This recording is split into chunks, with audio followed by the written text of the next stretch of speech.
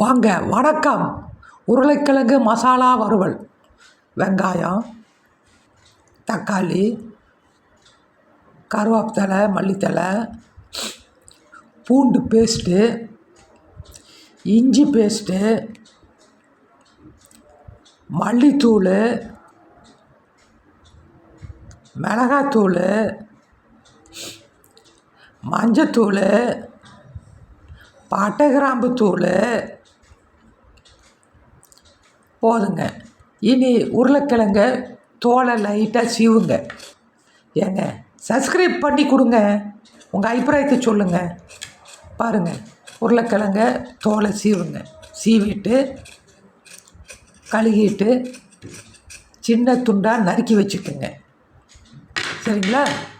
சின்ன துண்டாக நறுக்கி வச்சிட்டோம்னா அடுத்த வேலையை ஆரம்பிக்கலாம். பாருங்கள், சின்ன சின்ன துண்டுங்க, பரவாயில்லைங்க. ஒரு வாணலியில் கடலெண்ணெய் ஊற்றுங்க. இதில் வெங்காயத்தை சிறுசாக பொடியாக நறுக்கின வெங்காயம் போட்டு வணக்குங்க.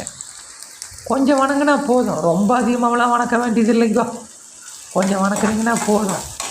அதில் கருவேப்பிலையை போடுங்க. அது வாசத்துக்கு தானுங்க, வணங்கட்டுங்க. அப்புறம் தக்காளியை போடுங்க. அதை கொஞ்சம் வணக்குங்க. அதுவும் ஒரு அரைவாசி வணங்கினா போதுங்க. ரொம்பவெல்லாம் வணக்கிட்டு வேலையை அதிகப்படுத்தாதீங்க. அரைவாசி வணங்கிருச்சுங்க, போதுங்க. இனி பாருங்கள், மல்லித்தூள் மன்னிச்சிக்குங்க, பூண்டு பேஸ்ட்டை போடுங்க. அதை வணக்குங்க. சரிங்களா? அப்புறம் மிளகாய்த்தூள் போடுங்க, மல்லித்தூள் போடுங்க, பட்டை கிராம்பு தூள் போடுங்க, மஞ்சத்தூள் போடுங்க. வாசம் போக வணக்குங்க. ப்ளீஸ் லைக் பண்ணுங்கோ, கமெண்ட் பண்ணுங்கோ, சப்ஸ்கிரைப் பண்ணுங்கோ. இப்போ நல்லா வணங்குதுங்க. இந்த எண்ணெயிலேயே நல்லா வணங்கட்டும். இப்போ கடைசியாக இஞ்சி பேஸ்ட்டு போடுங்க.